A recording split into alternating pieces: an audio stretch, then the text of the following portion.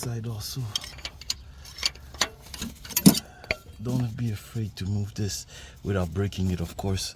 Disconnect it around here like this. Oh man, it's so hard to see now.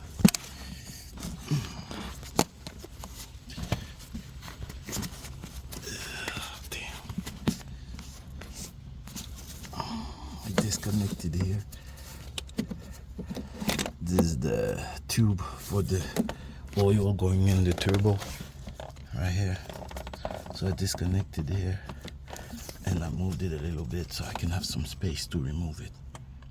So don't be afraid, without breaking it, of course. Do slowly, gently, so you can remove this one, the long bolt for the flange of the exhaust, the turbo going in the exhaust. So very important.